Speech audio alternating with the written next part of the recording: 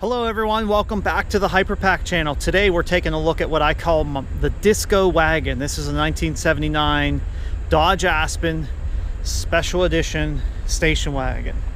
So I'm going to take you through a tour of the vehicle, talk about some anomalies and some of the features of the car.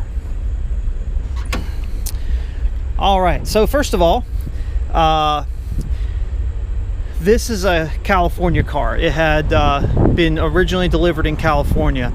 It's what I would call a survivor, meaning that the paint and the upholstery inside, carpet, seats, is all original.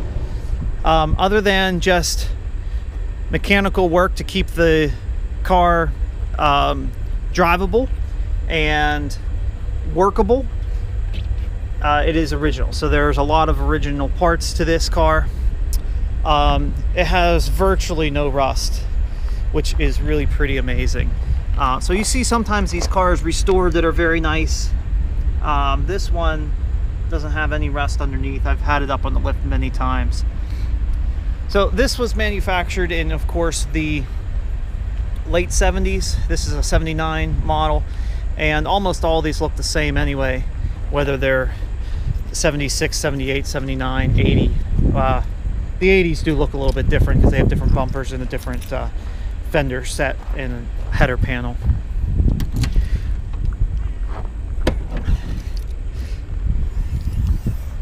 All right, so like I said, this car is original, so some of the panels, the plastics, are a little faded, but they're all there.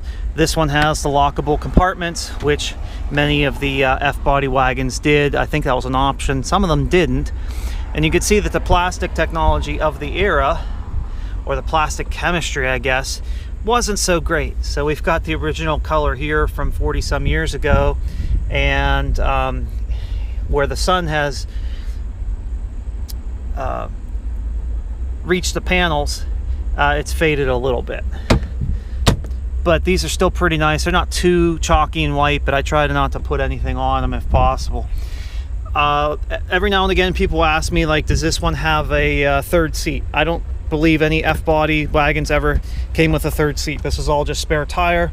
The trunk floor on these cars is the same as it would have been in the coupes and the four-door sedans. So I just keep some goodies under there. A spare lean burn computer and a spare fuel pump, just stuff like that in case I break down on the side of the road that I can fix with simple tools. I believe that it's got the Viva radial Goodyear ER7814, so that's the original spare tire to the best of my knowledge, or it's a pretty vintage spare tire. You can see that this car has never had any body work done to it. We see all the original spot welds in the where the wheel well comes together to the quarter panel lip here. Still have the original unleaded gasoline only sticker on the outside. If it was repainted, that would have probably been lost to the repaint. Build quality on these cars was just not very good. I still like this car a lot, but there's some things that you know, aren't really quite right. Like, we've got a nice tailgate rub here when the tailgate is closed.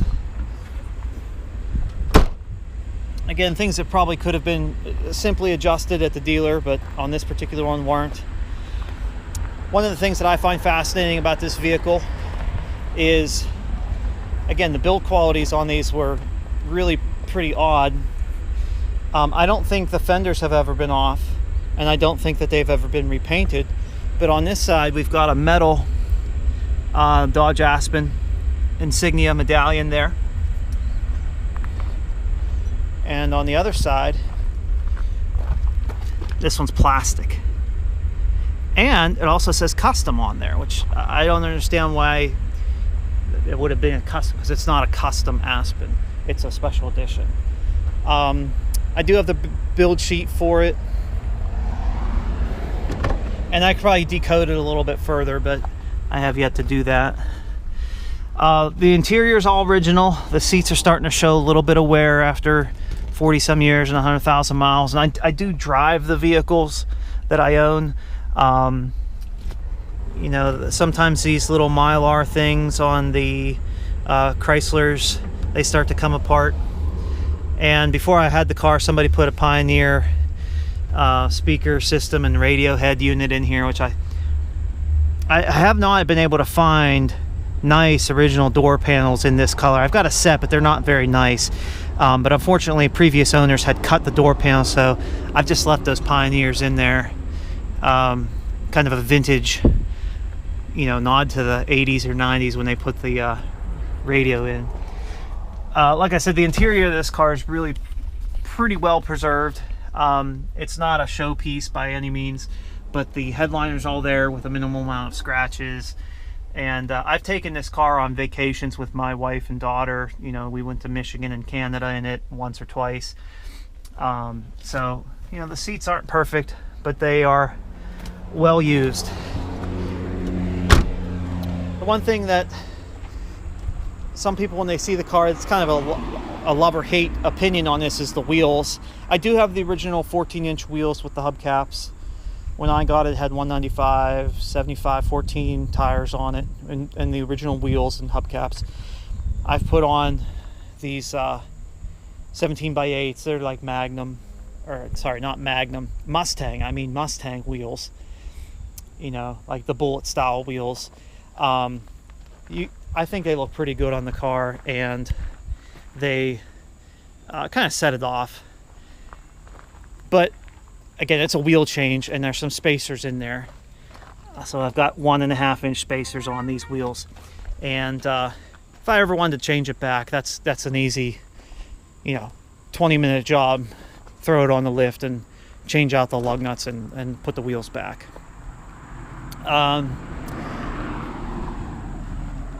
Oh yeah, this car is California. Originally was delivered in California. And you could tell some of these Chryslers when they were delivered in California, because they would have the California emissions sticker somewhere in the windows. I think they started this in 72 or 73 up till, I don't know, maybe 1980 when they went federal with the emissions standards. But this one had the California clean air package, I guess, if you want to call it that. I don't know if that's a correct term. But it has an air pump, which was not, you know, 49 state. The air pump is down there below the power steering. So typically on these LA engines, we would see that power steering pump a little lower. That's where the air pump resides and lives down there. And they moved with special brackets the power steering pump up. And you know, the manufacturers were trying to figure out how to make these engines cleaner with their emissions back then. So we've got like a diverter valve, and I'm not sure if you can see it real well on the camera there, but that's a GM part. I believe it to be factory, with this having the California emissions package. It's got a pre-cat and then a regular catalytic converter on back, and there's another tube with the diverter stuff. I'm not sure that I understand how all the emissions components work, but I've tried to keep it original. I did not, you know, get rid of the air pump or anything like that. So it's not a fast car in the first place. It's not designed to be fast or having high performance or anything like that. I've kept the lean burn system. I know a lot of Mopar heads hate the lean burn, which is fine. It has its advantages and disadvantages, but I've had no problems with it. I do keep an extra computer with me, just in case. I just like how it looks. I like the originality of it, and I think it's kind of a neat part. If I was going to make this into a race car or something that I needed to have perform better, then I would not keep this. I would probably go to a different ignition system, but for right now, the originality of it is interesting in my opinion. This is a 318. Most of my stuff that I have that I put on the channel is slant 6. You know, I wanted to keep this as original as possible, so I wasn't going to do an engine swap, not putting a 360 in it or anything like that, or a Hemi. because of the California emissions, the way I understand it, is that's why this is a 318 with the 4-barrel. So it's not a police package or anything like that. I'm not sure if they made the 2 barrels in California in '79. They might have, but this one is with a thermoquad, so it's got the factory 4-barrel on it.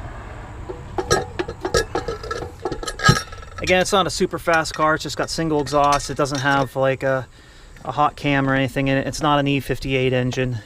It's just a 318 4-barrel. And you know, even if we look at the vacuum hose routing there, it says 318.4 up here in the display of the vacuum hose routing, and we can see the picture of the thermoquad. So it was definitely a factory install on the 4-barrel engine for this vehicle. We'll just take a little walk around, and again, people are usually pretty impressed by how clean this is. There's no rust down here, and a lot of this paint's still very shiny. You know, there's no rot here in the quarters, and these tend to rust down there. Again, another thing about the questionable build quality was, as far as I know, ever since I've had this car, this spot's always been here like that. And I'm guessing that was a daub of seam sealer that somebody threw on there on the assembly line, and somehow it got picked off or pulled off, and that's what was left behind. So there was some galvanized steel back in there, and this car rarely ever sees water. I've had it inside for the last almost 25 years, and it's got the roof rack there. It's just a nice time capsule that I enjoy driving and sharing with my family and other people on the road and at car shows that appreciate it. There it is, the '79 Dodge Aspen, what I call Disco Wagon. Thanks. Let's go for a drive next. All right, let's go for a little ride here in the '79 Aspen Station Wagon Special Edition. So a few things about this car. I bought it in 2002. So about 23 years ago or so now. And I was just looking for any F-body station wagon at the time that was in decent shape. The story with this car is that the owner at the time when I bought it brought it from Michigan. The lady that owned it was also a collector of Mopar F-bodies. I believe she had a few of them, mostly coupes, more of the desirable models, T-tops and stuff like that. She brought this to the Mopar Nationals in 2002, and I took it for a test drive, and I think about an hour later I owned the car. We made the transaction, I paid for it, and I drove it home from Columbus to near where I live in Pittsburgh, Pennsylvania. When I bought the car, I believe it had 101,000 miles. The history of the car before that was that it came from the San Francisco Bay Area. The way I understand it, the lady that I bought it off of from Owasso, Michigan, she was the second owner. The first owners of the car from about 1979, or the first family, I should say, up until around 1999 or 2000, were in the San Francisco Bay Area. And that's why the car is just so nicely preserved. Everything in here is original, with the exception of the radio. When I got the car, it had a Pioneer aftermarket radio that I changed back to a Chrysler style block radio.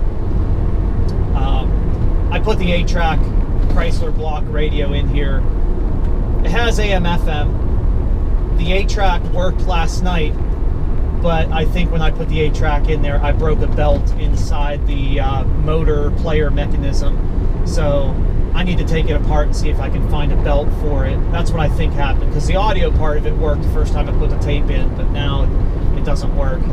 And so for those of you that don't know, a little bit of, if you're a younger audience member here, these are 8 tracks, big old sandwich size tapes. And before the smaller cassettes came along, and CDs and MP3s and all that stuff, if you wanted to listen to your own music and not have a record player in your car, this is what you had. So these were popular for about 10 years, from the late 60s to the late 70s. But anyway, you just put the tape in there, you push it all the way in, and had the belt be working on this particular unit, we would hear some sounds of stereo. And the audio quality on this 8-track is just horrible compared to modern day standards. They sound pretty bad. All analog. This car doesn't have a ton of options. It's got the light package, which will give me the fender mounted turn signals. I'm not sure if you can see them up there on the camera, but basically repeaters on the fenders. And for the F-body, this would have been optional. And you know, Chrysler in the late 70s, they were just trying to sell everything to make money on options, because the company was just in such bad financial place at the time, at the moment, right around when Lee Iacocca came over from Ford and basically saved the company with a government-backed loan in the late 1970s. This car really rides pretty smooth. There's not a lot of squeaks and rattles. I mean, there's some. What do you expect for like a 46-year-old vehicle? But it's not that bad at all. Right now it has 125,000 miles.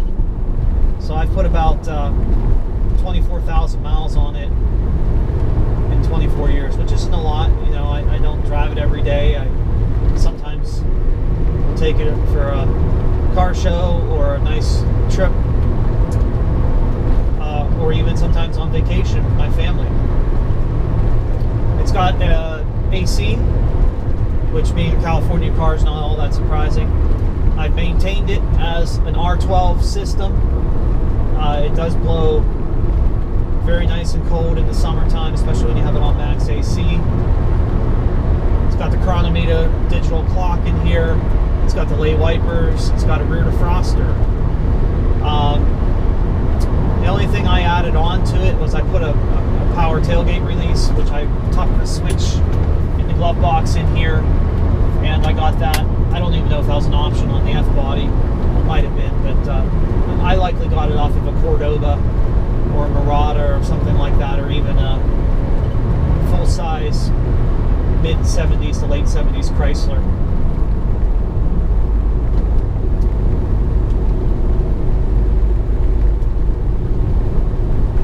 It's got cruise control, which works. The original servo did fail. I found another NOS servo, put that on, and right here on this drive, we're not really going on a stretch of road that I can exercise the cruise control. It works over 35 miles an hour, I guess.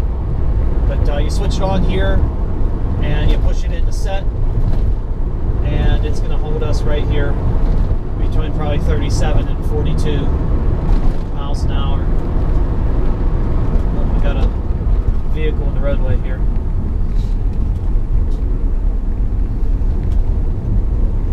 So of course, just like any other cruise control, when you press the brake, it'll turn itself off. But then there's a resume function here. You push that in, and it'll go back up to 37 or so, where I set it. Gauges all work. It's got a right-hand side remote mirror, which is remotely controlled down here via a cable.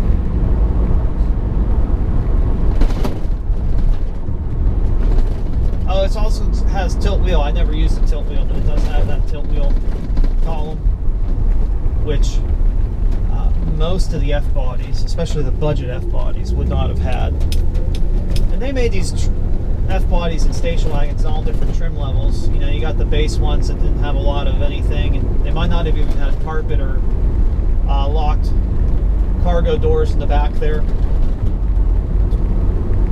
This one's a special edition, so I I believe that's the higher, maybe even the highest trim line for this vehicle in 1979. I'm not exactly sure, but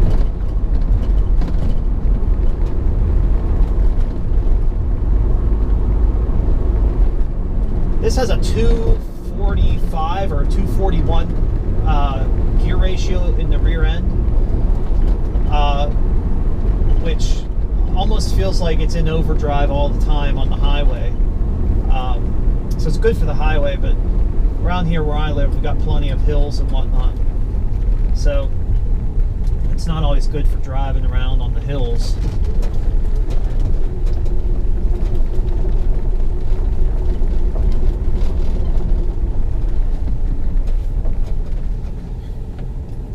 All right, like I said, this is not a super exciting vehicle. It's just a sort of run-of-the-mill typical F-body station wagon, but this one's fairly nicely preserved.